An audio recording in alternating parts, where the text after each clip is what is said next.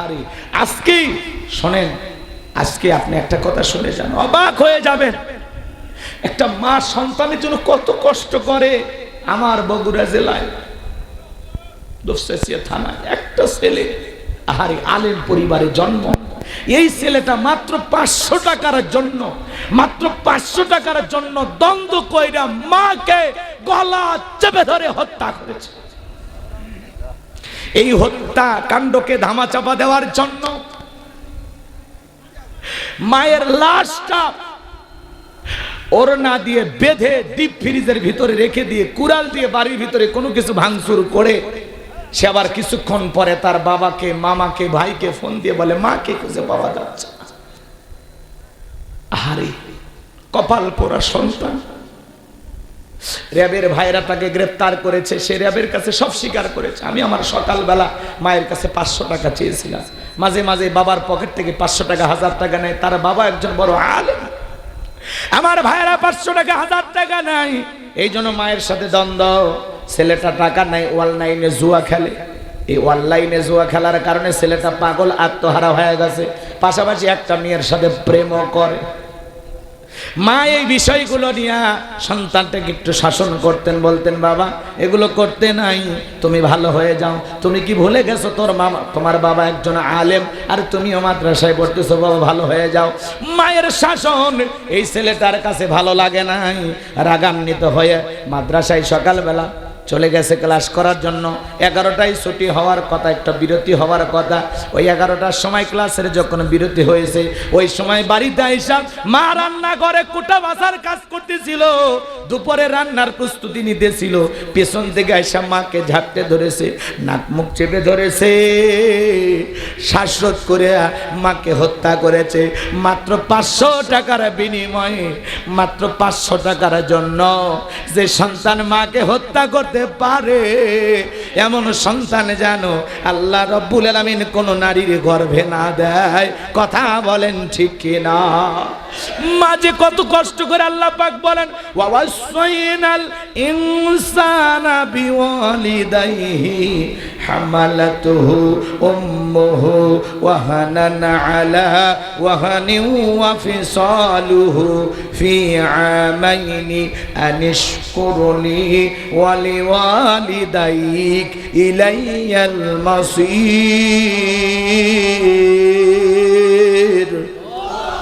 আল্লাহ রাব্বুল আলামিন বলেন আমি মানুষকে নির্দেশ দিয়েছি তারা যেন মাতা পিতার সাথে সদাচরণ করে, পিতামাতার সাথে ভালো ব্যবহার করে। কারণ হলো তার মা কষ্টের পর কষ্ট সহ্য করে সন্তানটাকে গর্ভধারণ করেছে। একটা সন্তান পেটে নিয়ে মায়ের কত কষ্ট হয়। এ বাজান গো আমার, একটা মা যখন সন্তান পেটে চলে আসে 3-4 মাস মা খাইতে পারে না, আমার বমি বমি হয়। যুবক রে, তোমার জন্য মা ভালো মতো খাইতেও পারে নাই, মায়ের খাবার রুচি নষ্ট হয়ে যায়। সন্তানটা পেটের ভিতরে আস্তে আস্তে যখন বড় হয়, এ আমার ভাইয়েরা, নওগাঁ জেলার বাবাজিরা, যুবকেরা, তরুণেরা, কথাগুলো মন দিয়ে শুনে যাও। মায়ের পেটে যখন আস্তে আস্তে সন্তানটা বড় হয়ে যায়, 6 মাস যখন হয়ে যায় বাজান গো আমার, সন্তানটা আস্তে আস্তে যখন বড় হতে লাগে, ডাক্তারি গবেষণায় বলা হয়েছে আপনি আমি মায়ের গর্ভে যেই জায়গাটাতে ছিলাম এই জায়গাটা মাত্র 10 ইঞ্চি। 7-8 মাস যখন বয়স হয়ে যায়, সন্তানের পা দুইটা যখন বড় হয়ে যায়, আল্লাহ রাব্বুল আলামিন মায়ের কলিজার সাথে পা দুইটা লাগায়া দেয়। যে সন্তান মায়ের গর্ভে সবচাইতে কম নাড়াচাড়া করে, ওই সন্তানটা মায়ের গর্ভে থাকা অবস্থায় 4500 বার মায়ের কলিজায় লাথি মারে। আমার ভাইয়েরা, 8-9 মাস যখন হয়ে যায়, গভীর নিশীথে মা ঘুমাইতে পারে না, দেয়ালে পিঠটা লাগায় মা চোখের পানি ছেড়ে দিয়া কাঁদে। মা সন্তান পেটের ভিতরে নিয়ে ঘুমাইতে পারে না। যে মায়েরা ঘুমাইতে পারে না, সারা রাত জায়গা নফল নামাজ পড়লে যে সব হয়, মায়ের আমল নামায় আমার আল্লাহ সেই সব লিখে দেয়। সন্তান ডেলিভারির সময় যখন চলে আসে, গভীর নিশীথে মা বাবার 2টা পা জড়াইয়া কান্না করে। মায়ের চোখের পানি যখন বাবার পাকে স্পর্শ করে, গভীর নিশীথে মা ঘুম থেকে জাগ্রত হইয়া ডেকে বল, গভীর নিশীথে বাবা ঘুম থেকে জাগ্রত হয়ে ডেকে বলে, বিবিরি এত রাত্রিবেলায় কেন তুমি কান্না করো, কি হয়েছে তোমার? ডেকে বলে, স্বামী দীর্ঘদিন আপনার সংসারে করলাম, ভুল বেয়াদবি আপনি মাফ করে দেন, জীবনে আর কোনোদিন দেখা হবে কিনা জানি না, বড় ভয় লাগে গো স্বামী।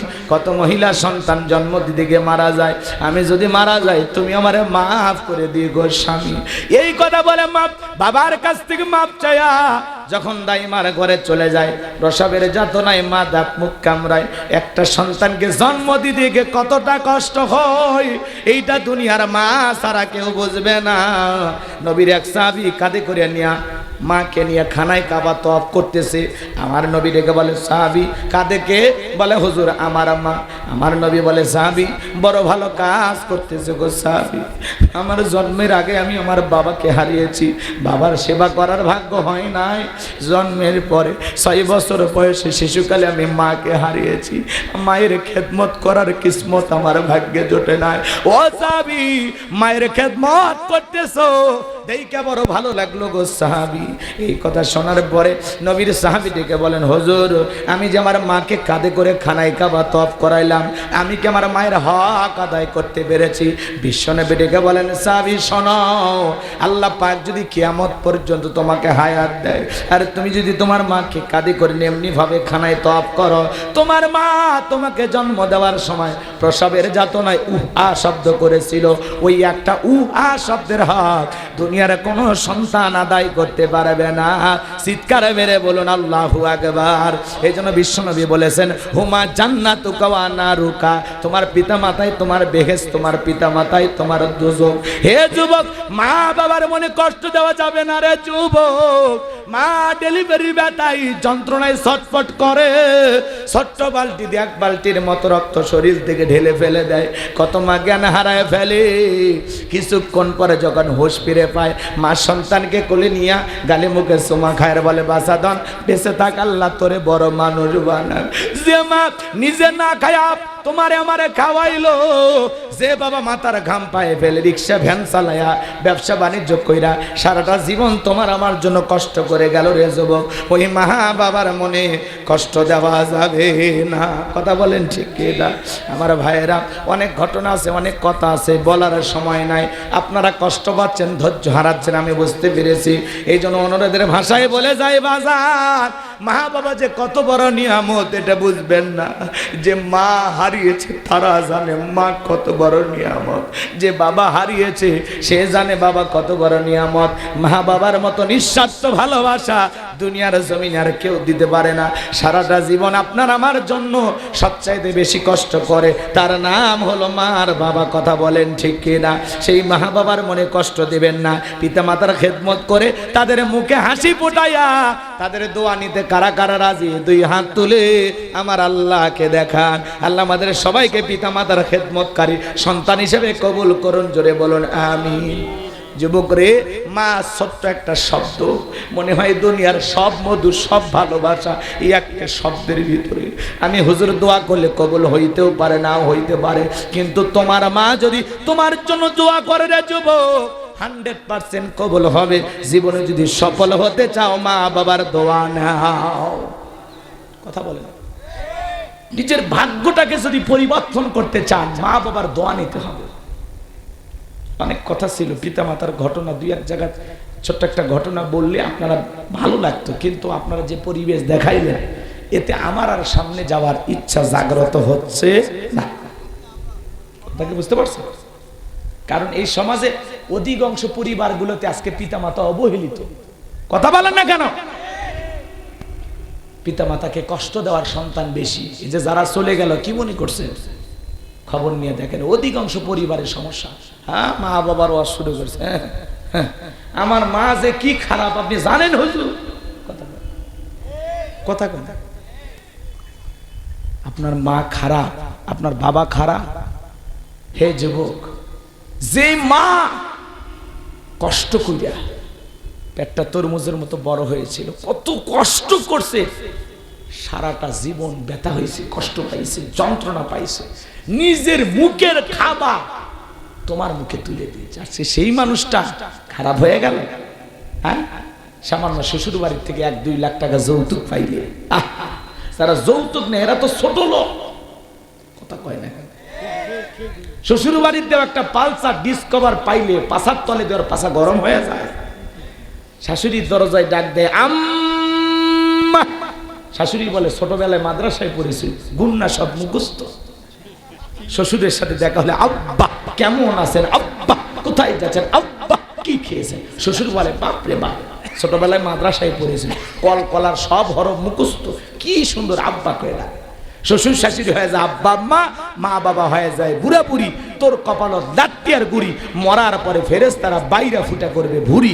জাহান্নামে হবে তোর বসত বাড়ি। পিতা মাতার মনে কষ্ট দিয়া সৌদি আরবের খানায় খাবার ইমাম হয়াও ভাগ্যে জান্নাত জুটবে না। কথা বলে না কেন?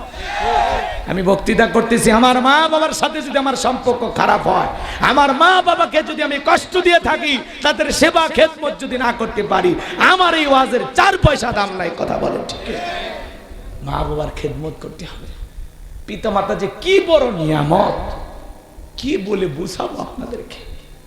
এই যে গত বছর আমার কণ্ঠটা এমন ভেঙে গেছে, এত ডাক্তার দেখাইলাম, এত ওষুধ খাইলাম, লাভ হয় না।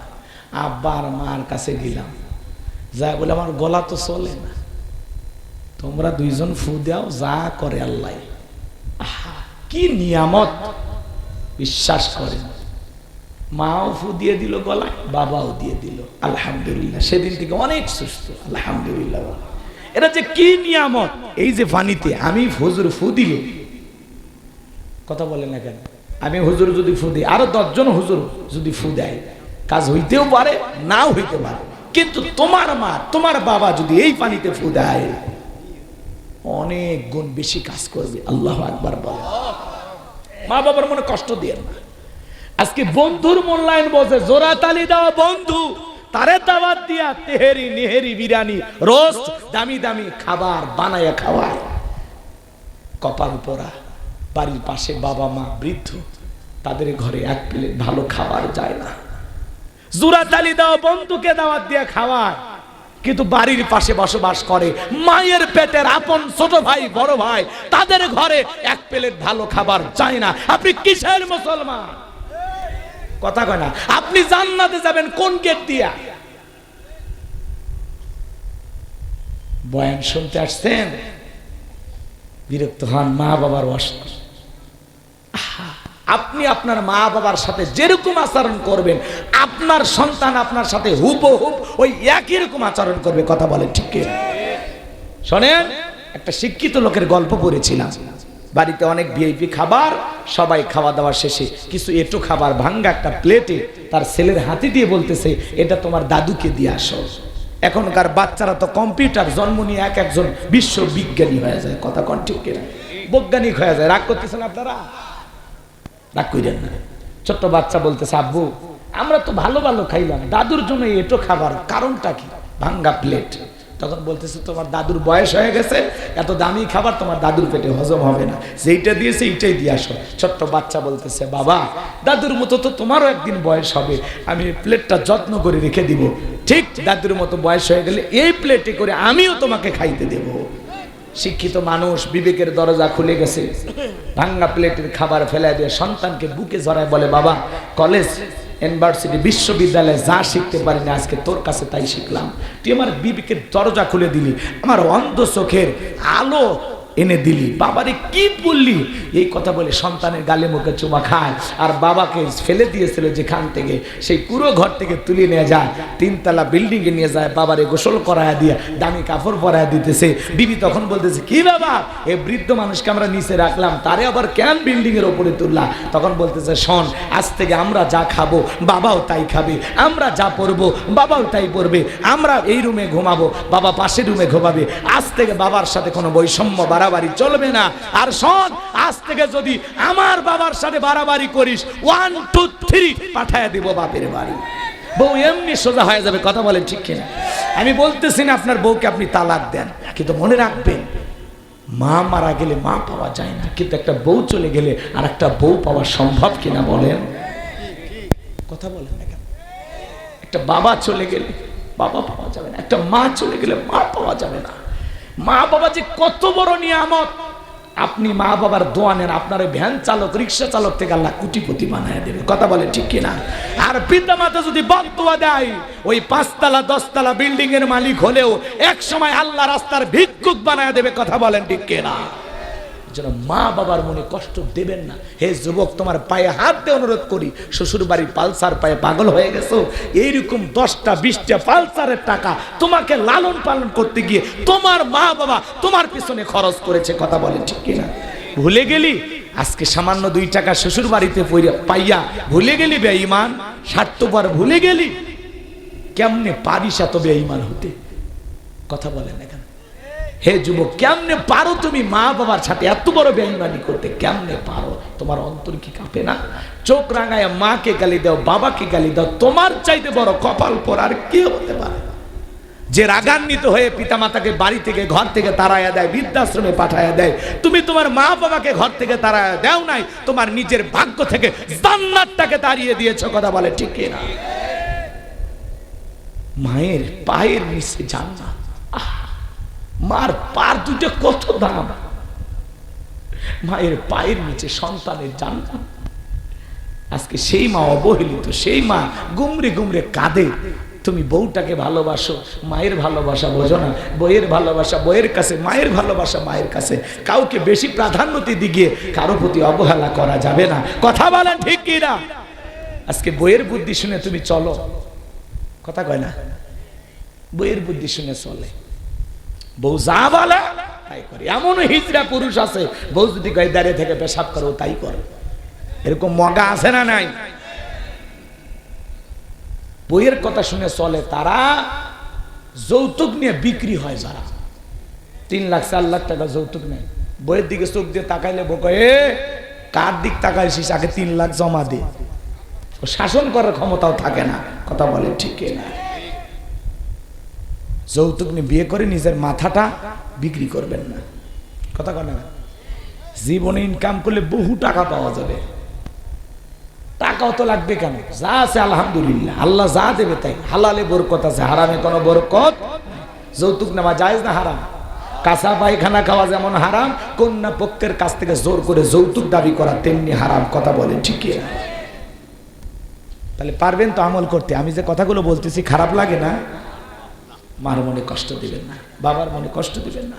একটা মা যে কত কষ্ট করে, একটা বাবা যে কি পরিমাণে কষ্ট করে। আহা, আপনার স্ত্রী যখন সন্তান জন্ম দেয়, সে সময় স্ত্রীর দিকে তাকায় দেখবেন আপনার বিবিটা আপনার সন্তানকে গর্ভে নিয়ে কি কষ্ট করে। ঠিক আপনার মা এইভাবেই কষ্ট করেছে। কথা বলে ঠিক? শিক্ষা তো আপনার ঘরে রে ভাই, ওয়াজ করে কি শিখে? কথা কয় না ভাই? তো যাই হোক, রাত্রি অনেক বেশি হয়ে গেছে, আপনাদেরকে কষ্ট দেব না। আমি আরো বেশ কয়েকটি আয়াত আছে, বুঝাইতে গেলে অনেক কষ্ট হবে। রাগ করছেন আপনারা মনে হয়? এইবার লোকমানে হাকিম পরের আয়াতে তার সন্তানদেরকে ডেকে বলতেছেন, আমার সন্তানেরা শোনো, তুমি যদি সরিষার দানার পরিমাণও কোনো কিছু করে থাকো, সেটা যদি শিলা গর্ভে থাকে কিংবা জঙ্গলে থাকে, পাহাড়ে থাকে, পর্বতে থাকে, যেখানেই থাক না কেন, সেই আমলটাই আল্লাহ রাব্বুল আলামিন তোমার আমল নামায় হাজিরি করবে। আমার আল্লাহ সূক্ষ্মদর্শী, সব বিষয়ের খবর আছে কার কাছে? আর একটু জোরে বলেন, কার কাছে? আল্লাহ রাব্বুল আলামিন বলেন, ইন্নাল্লাহা লাতীফুন খবীর। গোপন প্রকাশের সব খবর কিন্তু আল্লাহ তাআলার কাছে। এই জন্য যুবক, মনে করো না জঙ্গল প্রেম করার জন্য মঙ্গল। জঙ্গলে কেউ না দেখলে একজন দেখেন, তিনি কে? ওই আমবাগানের ওই সাইডে যারা 2টার দিকে গল্প করতেছ, কেউ না দেখলে একজন দেখেন, তিনি কে? এজন্য তুমি আমি যা করতেছি গোপনে প্রকাশে সব আল্লাহ দেখতেছেন। পানির নিচে গুনাহ করলেও আল্লাহ দেখে, বিমানে চড়ে গুনাহ করলেও আল্লাহ দেখে, পাহাড় পর্বত বনে জঙ্গলে আমার ভাইরা যেখানে গোপন কক্ষে গুনাহ করেন না কেন, কেউ না দেখলে একজন দেখেন, তিনি কে? ফামাই আমাল মিসকাল যাররাতিন খায়রান ইয়ারা ওয়া মাই আমাল মিসকাল যাররাতিন শাররান ইয়ারা। বান্দারে, তুমি যদি যারা পরিমাণ অনুপরিমাণে নেক আমল করো, ওইটাও তোমার আমল নামে লিপিবদ্ধ করা হবে। আবার যারা পরিমাণ অনুপরিমাণে যদি বদ আমল করো, ওইটাও তোমার আমল নামে লিপিবদ্ধ করা হবে। আপনি আমি যা করব প্রত্যেকটা আল্লাহ তাআলা আমল নামে লিপিবদ্ধ করবে। ছোট নেক আমল করলেও লেখা হবে, ছোট ছোট গুনাহ করলেও লেখা হবে। এই জন্য কিয়ামতের ময়দানে আল্লাহ তাআলা যখন বলবেন, ইকরা কিতাবাকা, তোমার কিতাব তুমি পড়ো, সেদিন মানুষ আশ্চর্য হয়ে বলবে, লা ইগাদিরু সগীরাতাও ওয়ালা কাবীরা এত বড় আশ্চর্যজনক একটা কিতাব, ছোট কথাও লেখা বাদ যায় নাই, বড় কথাও লেখা বাদ যায় নাই। নিজের আমল নামা পড়ে নিজে আশ্চর্য হয়ে যাবে, এত কথা ফেরেশতারা কিভাবে লিখেছে। কথা বলেন ঠিক কিনা? এই জন্য আমার ভাইয়েরা, এই দুনিয়ার জমিনে এখনো সময় আছে বাজান, নেক আমল করেন, জিন্দেগি পরিবর্তন করেন, নতুন ভাবে জিন্দেগি সাজানোর চেষ্টা করেন। তাহলে গোপনে প্রকাশ্যে ছোট বড় যা করি, নেক আমল করলেও আল্লাহ তাআলা লিপিবদ্ধ করবেন, গুনাহ করলেও আল্লাহ তাআলা লিপিবদ্ধ করবেন। তাহলে আমরা ভালো কাজ করতে চাই না গুনাহের কাজ করতে চাই? কারা কারা নেক আমল করতে চান দুই হাত তুলে মালিককে দেখান, আল্লাহ কবুল করুন, জোরে বলুন আমিন।